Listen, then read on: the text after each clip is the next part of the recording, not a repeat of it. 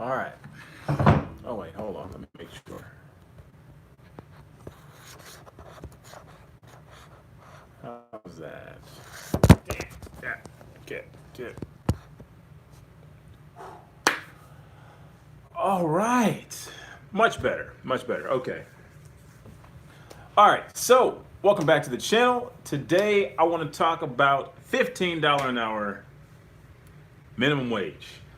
Its effects on the New York City restaurant industry and basically small business in general because, Bernie Sanders is doing well. And we all know that one of his primary policies is that he wants to increase the minimum wage to $15 an hour. So, um, personally, I'm supporting Andrew Yang. And the reason why is because um, I'm just not sold on a $15 an hour minimum wage. Now, of course, I think everybody should make more money. I mean, wages have been stagnant for far too long. But I think the answer is probably a little bit closer to a universal basic income because it affects everybody as opposed to, just the way just I just don't see it. So we got some sources, we got some things we're gonna to talk about. I'm sorry for the format. My camera should be back today, so that'll get me back into my regular flow of things. But I feel like this kind of works out. I got my computer going, so I can still pull out my references. I can talk to you. Hopefully, you guys can hear me clearly. And we're going to be looking at this article from the New York Post. Actually, a couple of different articles regarding the fallout from $15 an hour minimum wage. What happened to my hair? That was never my hair. That was my wig, man. What happened to my hair? You silly guy. All right. So, one second. Okay, here we go. So like I said, this article is from the New York Times. It's dated September 29th, 2019. And we're basically going back to, minimum wage had been raised in New York City. And obviously New York City is extremely expensive. Sorry about that. Good morning. Obviously NYC is super expensive, but you have a business, you've kind of planned it out based on the expenses that you expect to have, and then we come and change the minimum wage from like $7.25 or whatever it was to $15 an hour. Things are going to be shaken up quite a bit. So this article is talking specifically about, or specifically to Gabriellas Restaurant and Tequila Bar, a margarita and taco staple in the Upper West Side for the past 25 years. And they're talking about how it's going to be closing here at the end of September. And it's been a long, painful road downhill, according to its mom and pop owners. Since the $15 an hour minimum wage hit New York City in December, Liz and Nat Milner say they've been forced to slash their full-time and part-time staff to 45 people from 60. Quality has suffered, they admit, and customers have noticed. They're not coming in like they used to, and they're spending less. And again, this is really what will happen, right? I mean, a lot of people they don't think the minimum wage through is just, oh yeah, we'll give people more money. Great. But how does that affect everybody else? Okay. And again, this is why I just kind of lean more towards the universal basic income. It addresses the same problem. And I wish these two issues were put side by side instead of the federal jobs guarantee, because this is addressing the actual problem that is caused by the wage stagnation.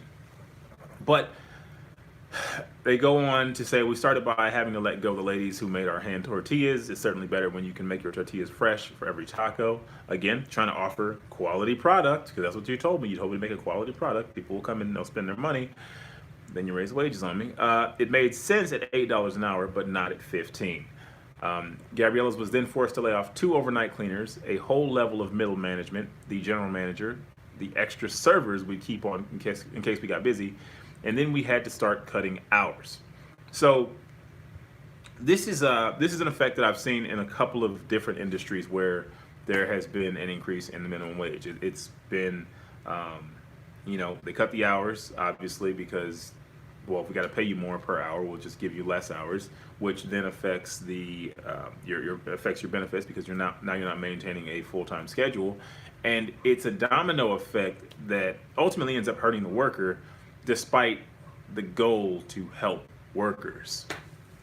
And there's this other interesting thing that they point out here, that Where is it?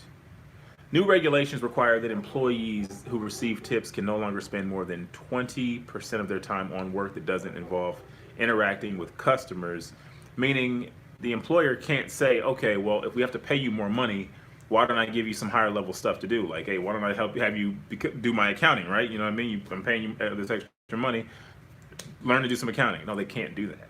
That person cannot spend more than 20% of their time on tasks that aren't that don't involve interacting with customers. So it's like, this is what regulation does. And again, I'm not a guy who's just like, all right, free market everything and the market will take care of everything. Like, I understand that there's inefficiencies that are created, but a $15 an hour minimum wage is not the answer to this particular problem, especially when you have the option to choose a universal basic income.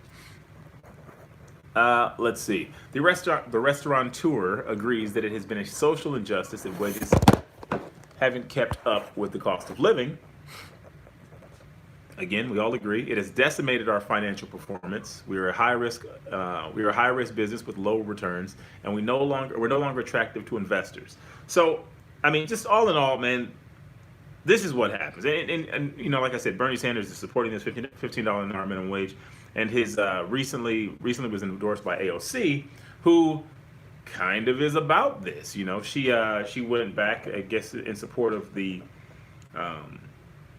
what do you call the service employees? She went back and did some bartending in a bar in New York City. When was this? When did she do this? In May 31st, in May of 2019, she went and did some bartending in support of the $15 an hour minimum wage. But again, you know, people just, Andrew Yang's slogan is "Make America Think Harder," and it is for this reason. Like, yes, we get what you want to do. We understand. We know your heart's in the right place. But did you really think about what would happen if you raised the minimum wage on a fairly small margin business? And these are small businesses. I mean, these are not major corporations. Like, Target is going to be okay. Walmart's going to be fine. Like, they'll adjust accordingly. They can just go ahead and automate. But you know, these small businesses can't afford to get the robots that they're going to need to combat these increased costs. So these increased costs. So they're going to suffer. You know what I mean? 1 second. What are those comments?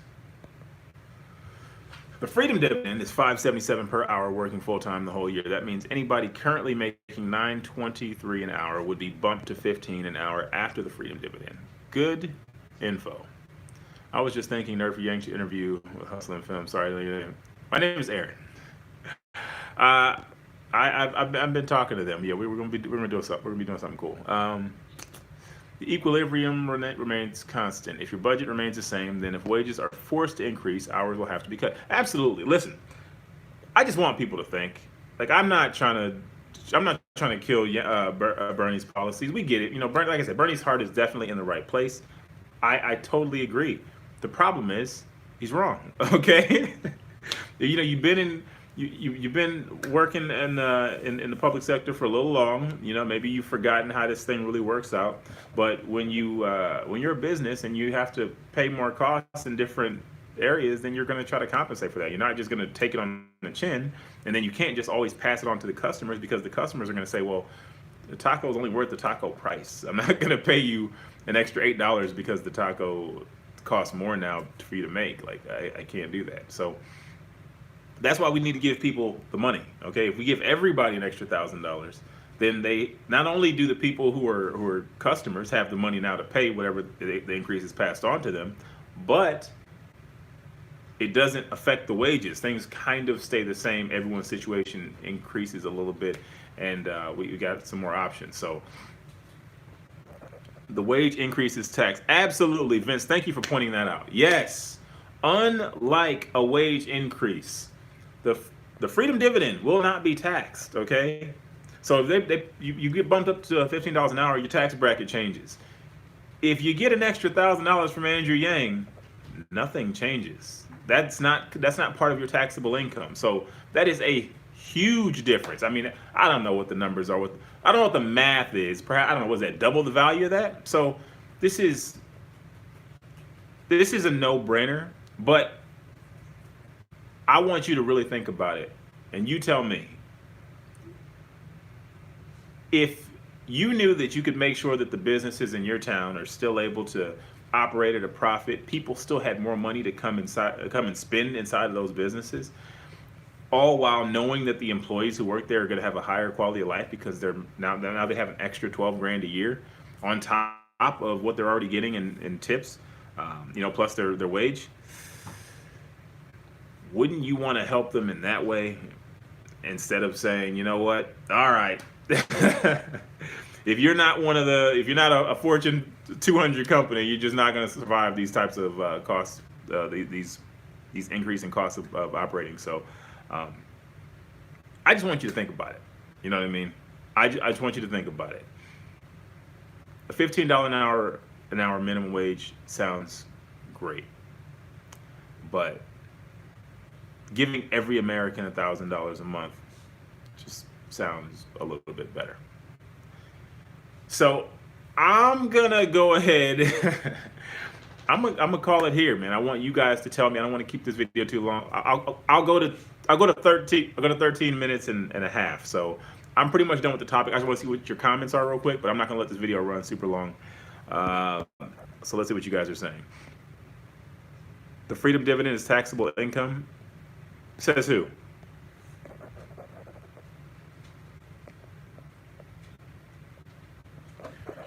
Where did Andrew Yang say that the freedom dividend is taxable income? I have specifically heard him say that it's not. Let's find out. Hey, I don't want to give any. Look. I don't want to put out any misinformation. I've heard Andrew Yang speak on it several times. I mean, probably 150, 200. But because I want to make sure we address any concerns, let's verify the freedom dividend taxed. I'm sorry, I can't share my screen. I asked Andrew Yang myself in person in February. Really? Okay, well, let's be clear. Andrew Yang has changed some things since February, but let's verify. So you said you talked to him in February, right? I'm glad you said you personally spoke to him. All right, so this is from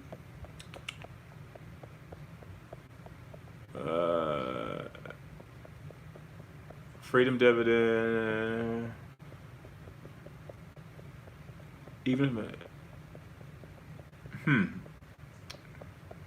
Well, see, I don't have like a good source. I could go to Reddit, but I want to find something. One second. It's not taxable income. I agree with you, Alex. It was even in the first hour of 2 of his 10-hour AMA. Yeah, that doesn't sound right to me. I mean, I'm not disputing that if you heard him say that, it's possible. And then that's kind of the thing, is that there are definitely moments where he's changed positions where we find out in just a conversation. So even going back to his change with the Social Security disability versus oh my goodness, I'm drawing a blank. But how he changed his position on Social Security with receiving that in addition to the freedom dividend. What's John say? Meaning he could use partially in theory. Yeah, I mean, he's got the VAT going along with this, so it doesn't make sense for it to be taxable income. I believe he said the freedom dividend is tax-free. That's the position I'm going to have to take, Arise Chicken. If you can find me a source, please feel free to put it in the comment section. I will absolutely make a rebuttal video to this video because every source that I've come across, including his own words, has been that it's not taxed. And that's one of the best reasons to support it. Now, if it wasn't, then I would totally agree with you. Be misinformed if you must. I'm not stating that you're incorrect. I'm saying that for as many times as I've heard him speak about it, it has not been taxed. If you can give me a source, I guarantee you I'll make that video within 20 minutes of this video going up, stating that's not true.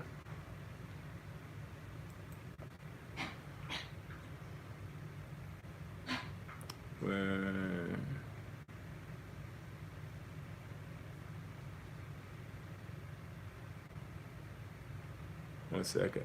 I'm looking at a source here. Yeah, see, all I'm saying is that it's not taxed.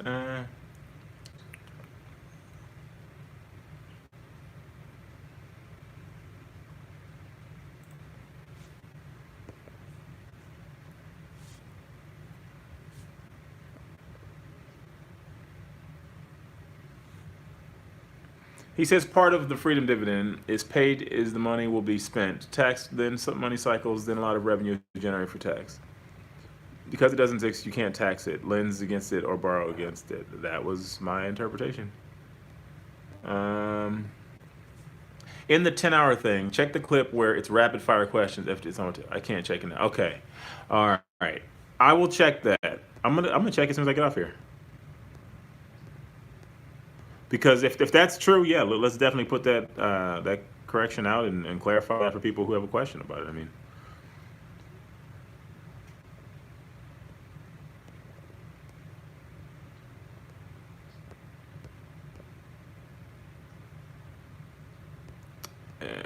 I'm going back. Yang has stated that the freedom dividend will be taxable income and could possibly push your next tax bracket.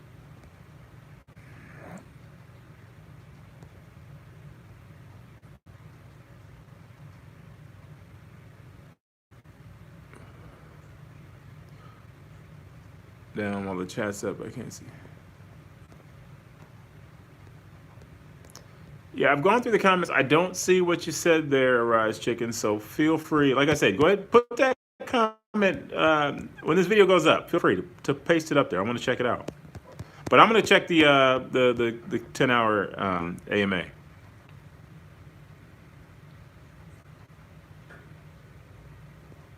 I was so excited.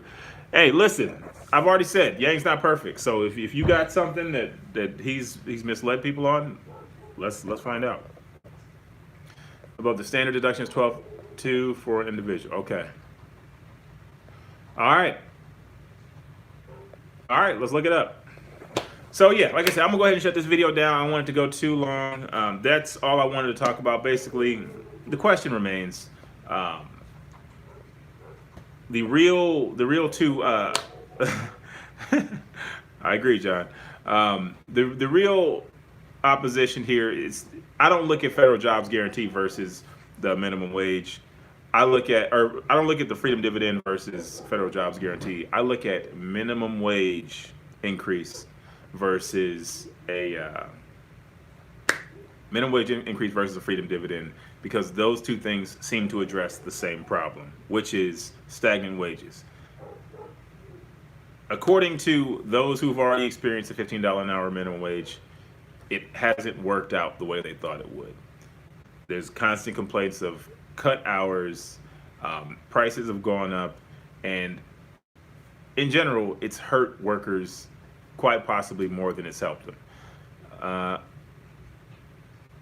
Not to mention, as pointed out here, if you pass this cost on to the businesses, those that can afford to are simply going to really put all their efforts into making sure they can automate those processes, those employees, those job functions as quickly as possible. Those that can't are probably just going to go out of business. So when you're deciding if you think that a minimum wage increase is better for you, you need to think about if it's going to be better for the companies that you patronize or the ones that you own. Sounds good, but to me, I would rather everybody get $1,000 a month rather than simply raising the minimum wage and pretty much hurting a lot of small businesses. So with that said, feel free to put any comments you guys have. Like I said, if you guys have any other discrepancies you guys found, feel free to put them in the comment section. I'll check them. And if we need to make a retraction, I will absolutely do that. But for now, I'm still riding with Yang. Freedom dividend is better than a minimum wage increase. If you guys, oh yeah, thank you guys for tuning in. I will see you guys real soon. Peace.